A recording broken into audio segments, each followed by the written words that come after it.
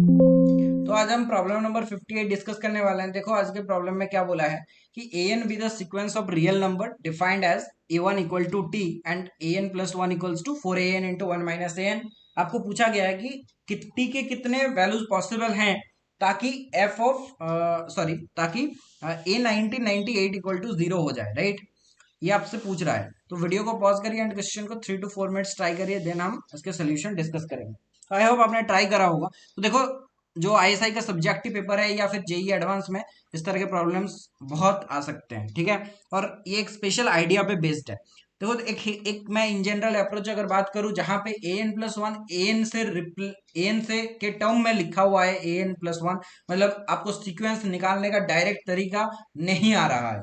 उन केसेस में जनरली हम क्या करने की कोशिश करते हैं कि जो ए एन के टर्म में अगर है तो ए एन को एक्स से रिप्लेस कर देते हैं and A N plus one को एफ ऑफ एक्स से रिप्रेजेंट करते हैं। तो हम एक इन जनरल फंक्शन लेते हैं, फिर आपको समझ में आ जाएगा कि क्या कर रहे हैं।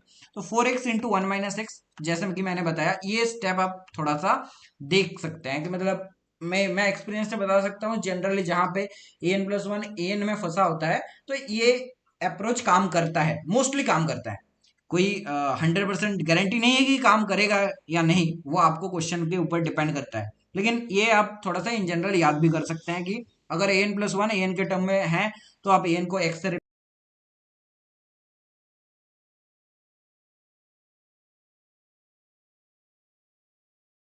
रिप्लेस करें and A N plus one को एक्स ऑफ एक्स से रिप्लेस करें।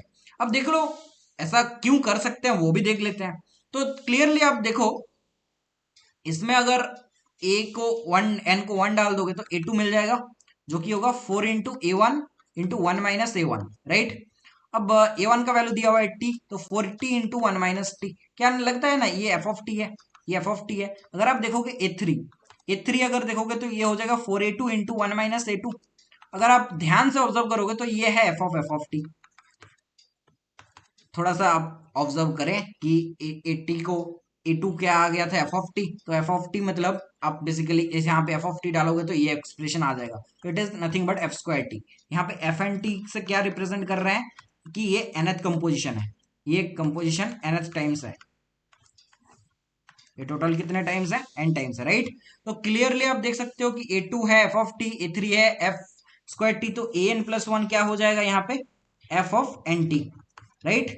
तो ये तो कमाल की बात आ गया ना, कि इसका मतलब देखो a N plus one equal to f N T.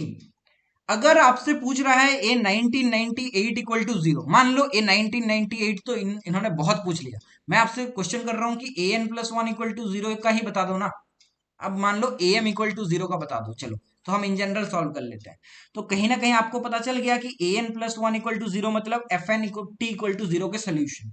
तो अब आप कंफर्टेबल हो गए, राइट।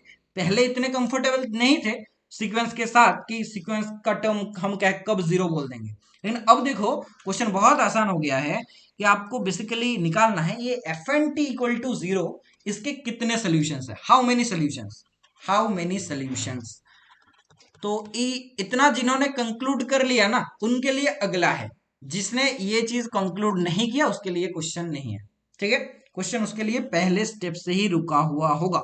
तो आपने अगर इतना कर लिया है और बाकी का स्टेप नहीं हुआ है तो आप वीडियो को जरूर एंजॉय करिएगा कि बाकी हम कैसे प्रोसीड करते हैं।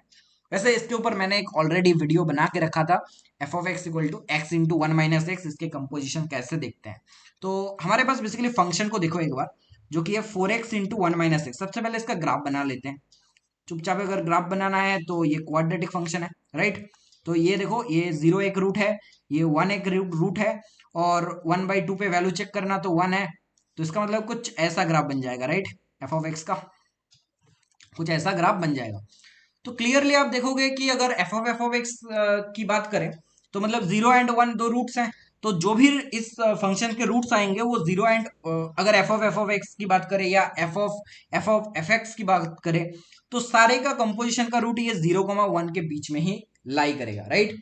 तो इस हम एक चीज तो कंफर्म बोल सकते हैं, हम एक चीज तो कंफर्म बोल सकते हैं कि to exist any root of F N T equal to zero, जो टी होगा वो 0, 1 के बीच में होगा। 0,1 के बीच में होगा, मतलब इस इंटरवल के कोई भी बीच में होगा। तो हमें कुछ अगर एक्सप्रेशन मिल जाते तो बढ़िया होता ना। तो मान लो कि 0,1 का रेंज का कोई आर्बिट्री, जैसे आप क्या करते हो कोऑर्डिनेट में पोलर कोऑर्डिनेट मान लेते हो, जहां पे हम थीटा को वेरी कराते जाते हैं और कोऑर्डिनेट्स का एक्सप्रेशन कुछ आसान बन जाता है, राइट। तो यहाँ पे भी वही काम करेंगे, यहाँ पे भी वही काम करेंगे। कैसे करेंगे, तो एक फंक्शन सोचो ना, टी को अगर मान लो साइन स्क्वायर थीटा ले रहे हैं एंड थीटा को हम वेरी करा रहे हैं 0 to π/2 में, तो क्या लगता है अगर ये टी 0,1 के अंदर हुआ तो साइन स्क्वायर थीटा, मतलब थीटा को हम चेंज करते जाएंगे और ये रेंज के हर एक वैल्यू ले सकता है थीटा। तो थीटा का भी मैक्सिमम इंटरवल हम 0,π/2 सेट कर रहे हैं, राइट। तो अब देखो कि कैसे हम चीजों को प्रोसीड कर रहे हैं। जैसे कि एफ ऑफ टी की बात करो तो ये एक्चुअली क्या है, फिर 4 × t × 1 - t। तो हम बोल रहे हैं कि t एक्चुअली क्या है, साइन स्क्वायर थीटा है। तो 4 × sin² थीटा × 1 - sin²थीटा। तो इट इज 4 sin² थीटा × cos²थीटा। It is nothing but 2 sin theta cos theta इसका होल स्क्वायर। अब देखो it is nothing but sin²2 theta. अगर मैं बात करूं f²t, मतलब f ऑफ t की बात होगा, तो अब देखो it is nothing but 4 sin²2 theta × 1 - sin²2 theta. तो it is 4 sin²2 theta × cos²2 theta. तो it is nothing but sin²2 theta. Okay, sin²2 theta. तो आप अगला एक स्टेप भी रिपीट करके देख सकते हो। तो सिमिलरली आप अगर इसको nth टर्म तक कंसिडर करते हो तो देखो यहाँ पे 1 था तो यहाँ पे भी 2 के पावर में 1 है, यहाँ पे 2 था तो इस अंदर के इनपुट के पावर में n है। तो सिमिलरली अगर मैं बात करूं nth कंपोजिशन का, तो nth कंपोजिशन क्या हो जाएगा, sin²2 to the power n theta. तो f N T equal to अगर जीरो हुआ, इसका मतलब आपका क्या हो जाएगा, sin²2 to the power n theta, ये जीरो हो जाएगा। अब ये जीरो है मतलब sin2 to the power n theta ये जीरो हो जाएगा, राइट। अब देखो अगर sin2 to the power n theta zero है तो it is equal to nothing but sin n π। ये sin n π के बराबर है ना, तो जीरो है मतलब साइन जीरो के बराबर है। तो जो 2 to the power n theta होगा वो एक्चुअली के पाई होगा, जहां पे के क्या है, कोई भी इंटीजर है, कोई भी इंटीजर हो सकता है, राइट। तो theta equal to k π/2 to the power n, ऐसा हम लिख सकते हैं। अब देखो थीटा हमने कहां से कहां तक लिया था, 0 से π/2, तो के कहां से कहां तक होगा, 0 हो सकता है, 1 हो सकता है, 2 हो सकता है, 3 हो सकता है, up to 2 to the power कितने हो सकता है, 2 to the power n - 1 हो सकता है, राइट। क्योंकि 2 to the power n - 1 set करोगे तो π/2 इसका लास्ट होगा। तो इसका मतलब कितने सोल्यूशंस आएंगे, तो देखो ये 1 से लेकर 2 to the power n - 1 मतलब 2 to the power n - 1 terms, right.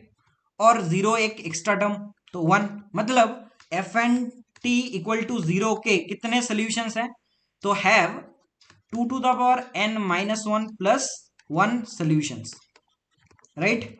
इतना सबको समझ में आ गया होगा। अब हमें क्वेश्चन में क्या पूछा था, हमें पता था कि हमें ये निकालना था कि टी का वैल्यू बताओ, क्या पूछा था क्वेश्चन में, टी का वैल्यू बताओ ताकि ए 1998 इक्वल टू 0 हो। अब आपको पता है ए 1998 मतलब ये कंपोजिशन में क्या हो जाता है, ए 1997 इक्वल टू 0। अब आप इसमें क्या करोगे कि n को 1997 लिख सकते हो, इसका मतलब हैव 2 to the power 1997 - 1 मतलब 2 to the power 1996 plus 1 solution.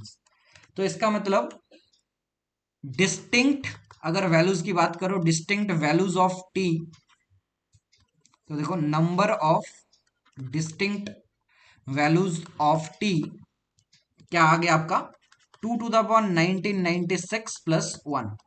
तो ये हुआ इस क्वेश्चन का सोल्यूशन। तो कमेंट सेक्शन में जरूर बताइएगा कि क्वेश्चन का लेवल कैसा लगा एंड अप्रोच कैसा लगा। अगर आपने कोई दूसरे अप्रोच यूज करके इस क्वेश्चन को सॉल्व करा है तो वो भी कमेंट सेक्शन में जरूर मेंशन करिएगा। Thanks for watching.